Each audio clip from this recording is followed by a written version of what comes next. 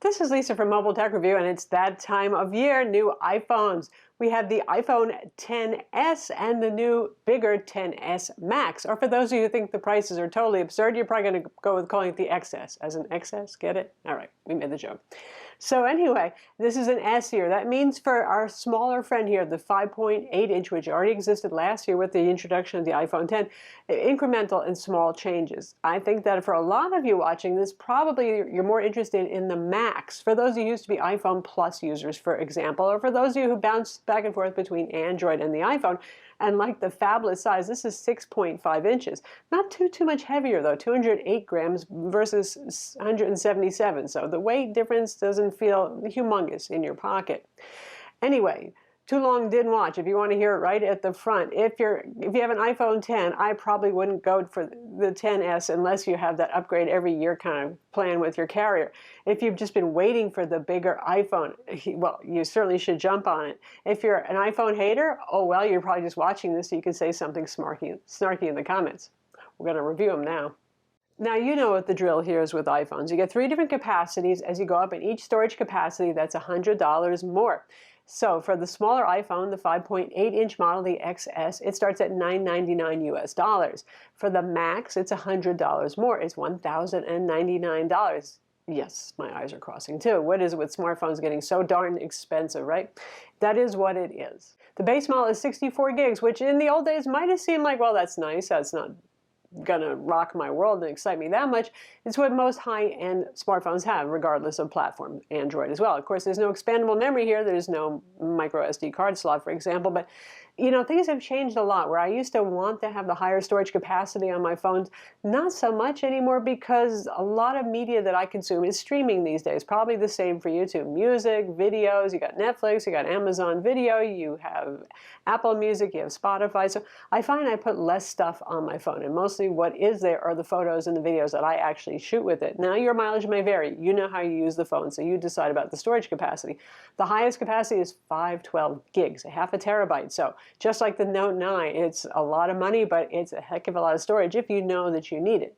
The phones are once again glass front and back. So even though Apple says it's tougher glass, and early drop tests show that it is actually a bit less breakable than the iPhone X, which isn't hard, honestly, there's still glass. You're still going to want a case. And speaking of a case, thanks to our sponsor, Quadabi, and their sheath cases, which are so thin and light, they're even thinner than the Apple silicone case, yet they offer a good deal of drop protection and obviously scratch protection. I'm using their last year's model for the iPhone X, which is a clear case, and it holds up well too. It's not stretched out. It doesn't look terrible. It's a good case. One good thing, going back to our iPhones again, is that whether you get the smaller or the larger model, you get the same stuff inside. It used to be that you got better cameras if you got the bigger phone, you got more RAM, that sort of thing. So now you get the same cameras whether you go big or small. You get the same amount of RAM, which is 4 gigs, good times. If you go with that iPhone R coming out later, that one is only going to have 3 gigs of RAM. You got the same Apple A12 Bionic CPU with the neural engine processor that we're going to talk about in a bit. So everything is the same, obviously, except for the physical size. The resolution's a little higher on the larger model so that the pixel density stays the same, the PPI. And obviously, they have more room for a bigger battery, and they have a bigger display to drive in the bigger model, so you do get a bigger battery in the bigger one. Just like with the iPhone Plus models in years past, that one's pretty exciting because, well, with that bigger battery, it is noticeable. You're going to have it run longer. Whereas the 10 versus the XS, the battery life so far to me seems pretty similar. The XS Max is lasting noticeably longer, up to about 45 minutes more screen on time, which is significant. That's actually use time, not sleep time. You get the idea. Face ID is here once again, no fingerprint scanner, and the true depth sensing camera on the front that lets you do animojis and memojis, so you can be a talking tiger or koala bear, whatever it is that floats your boat. Still the fastest, most secure facial recognition system that you're going to have on a phone. That's one of the things I really do like about the iPhone. There's no waiting an eternity for an iris scanner or worrying about, say, the OnePlus 6, a phone I love. That one just does facial recognition, not terribly secure. Even a picture of you might fool it. Well, this is extremely secure. Works pretty well in the dark for me. Works with glasses, again, for me. I've found it one of the more delightful things about the iPhone. When it comes to looks, if you're talking about the XS versus the X, they are the same size. Just about everything is the same. In fact, old cases might even work. The only differences are at the bottom, where the speaker holes on stereo speakers at the bottom used to be symmetrical. Now they're not, because they've added an antenna line on one side. I'll take improved reception over symmetry, I guess. And because the cameras now have larger, not only sensors and pixel size, the physical cameras are slightly larger, so the outline around the camera bump there is ever so slightly, just a teeny bit bigger. So some cases might fit a little too tight there, some might be okay. Somehow the phone feels more grippy, which is pretty weird. The last generation iPhone X felt like clinical stainless steel, which is to say, pleasingly secure, rigid, but also very slippery. This year's model feels like it has a little bit more grip. It's not that slippery soap bar kind of sensation. Good times for that. Also this year, it's IP68 water resistant rating instead of IP67. So that means instead of 1 meter, 3 feet for 30 minutes of submersion, you can go down to 2 meters, or around 6.5 feet or so. So you're having a drunk pool party and you drop your phone in the pool. If it's towards the deeper end, you have a whole half hour to sober up and figure it out. The new color for this year is gold. This is the new one right here. This is the iPhone 8 Plus in the old rose gold. So you can see the difference in the color.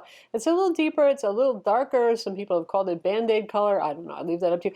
I really like it. I think it's very pretty. This one looks like milk glass, the older one, which is nice. But this is a little more subdued, and the edges are kind of bronzy. So for those of you who are still hung up on gender issues, well, you know, this one looks less feminine, the new model. I think it's gorgeous. Now, one thing that's not talked about so much, and I think should be at this point, is privacy.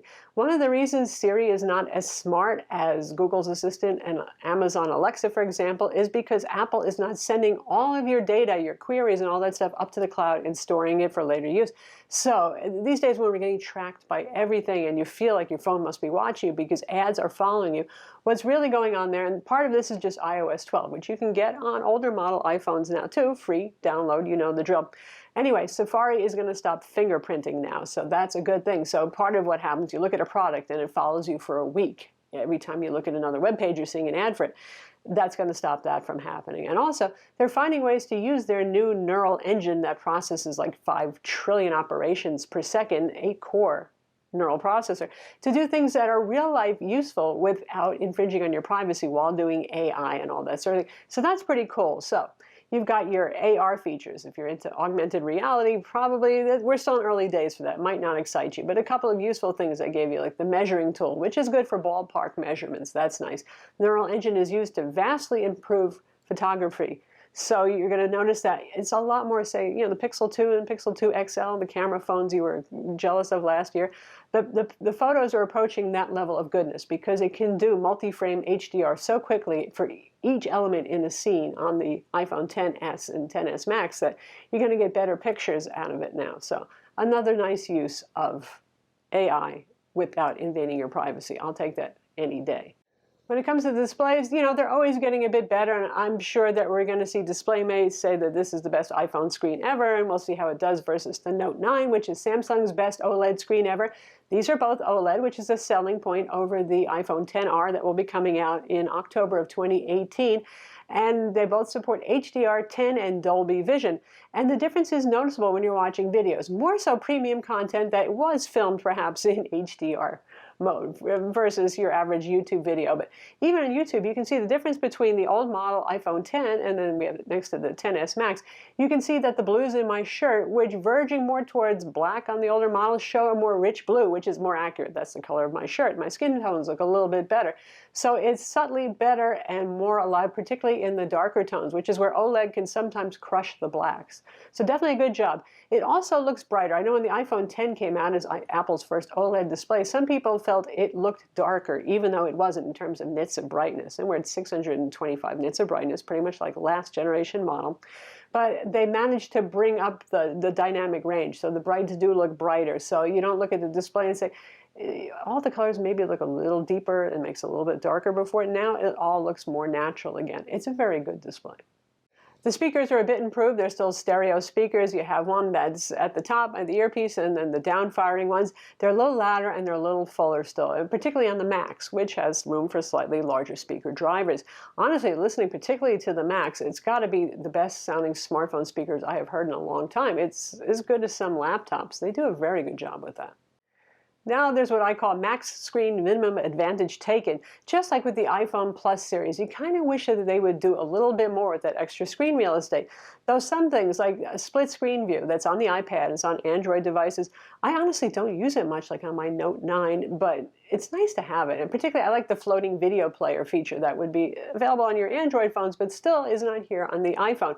You don't even get a landscape mode on the home screen. That does not really make much of a difference to me. I did not use the home screen in landscape mode, but I think that the reason they're doing that is because Face ID only works when you're holding the phone upright and looking at it. It doesn't work if the phone is in landscape mode, so that's probably the reason for that.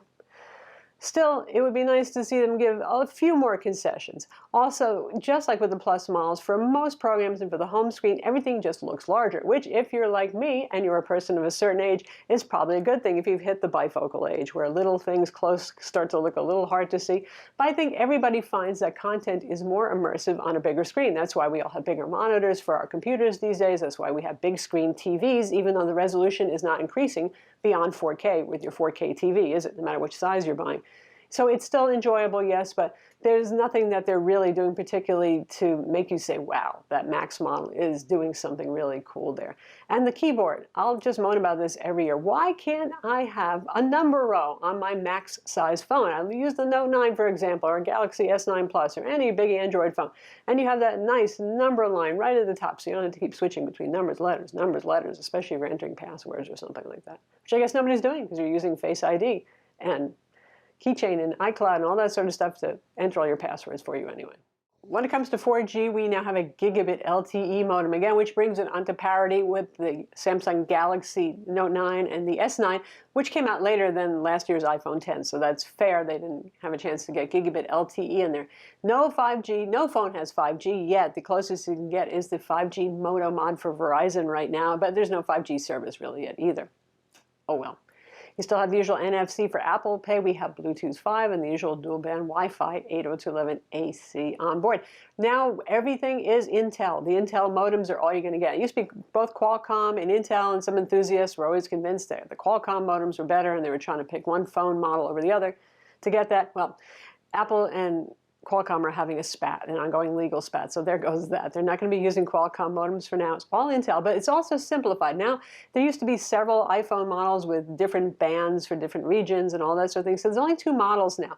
There's the one that most everybody's going to have outside of China, which is the one that has an eSIM built in and a nano SIM. So an eSIM is sort of like what's in an Apple Watch or an iPad. You know, it's not a removable SIM.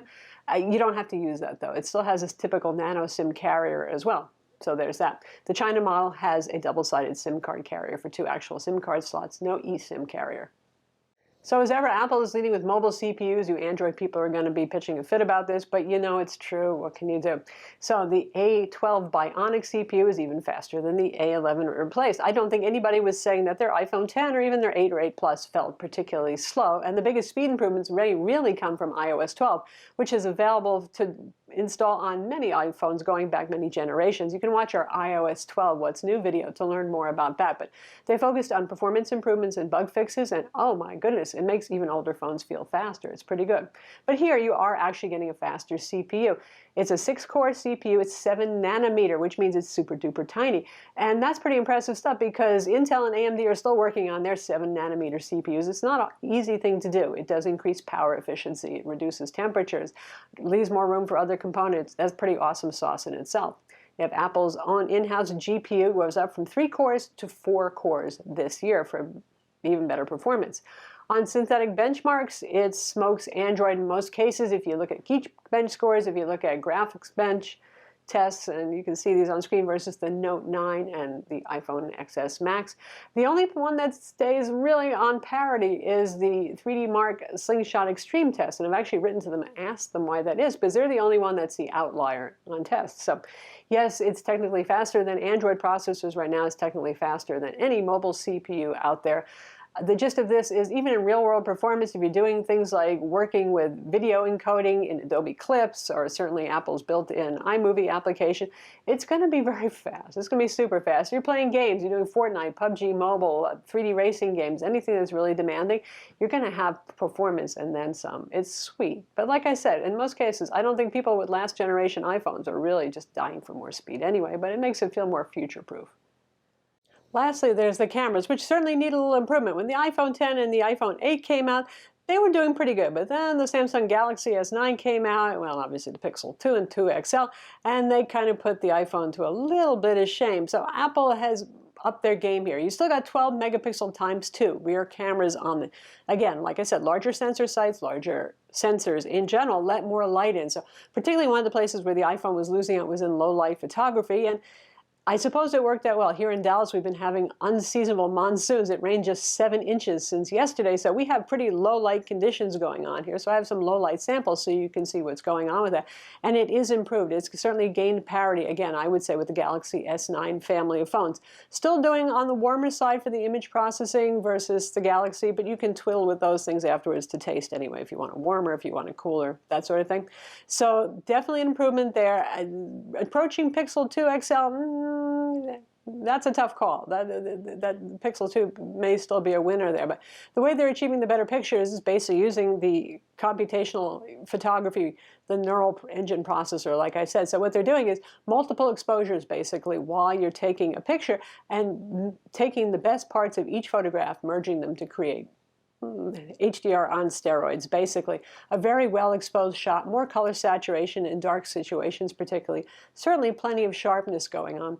Also with the bokeh thing, even though Apple in their presentation tried to make it seem like they came up with this first, now we have adjustable after the fact bokeh for portrait mode photos, which uses the portrait mode lens, which is 2x optical zoom lens. So you've got background blur initially, and then if you want to adjust it after the fact using a slider, you can, like on the Galaxy S, again, family of phones, and the Note 9. It's pretty effective, though, and I still say that they do the best job of bokeh because you see less outlining, less weird things going on with stray hairs, which I always have plenty of, and they're doing a gradual blurring because, as you would see if you're using a digital SLR camera, which this is trying to mimic with a fast lens, the things that are the farthest away are usually the most blurred, and the things that are in the mid-ground are somewhat blurred, and hopefully your subject is sharp. So that's what they're doing. So the portrait mode looks really very good. I mean, you're still not an SLR, but hey, for a phone in your pocket, this is the best attempt I've seen yet at a portrait mode. So there you have it, the iPhone XS and the iPhone XS Max, soon to be joined by the iPhone XR, the one that is relatively cheap for an iPhone at $750 and will be in an in-between size. Between the two of these, we'll have a whole lot of colors available. I'm jealous about that.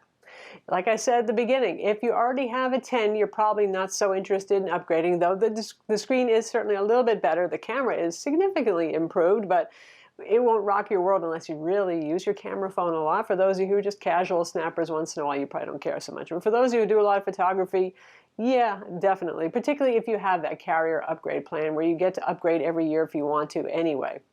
For those of you who wanted that big phone, this is everything you had ever hoped for in a big iPhone that is now in a trendy current design with the barely there bezels, a nice OLED display, and all of that stuff that you could get over in Android land, minus the pen if you're a Note 9 person or considering a Note 9 as well.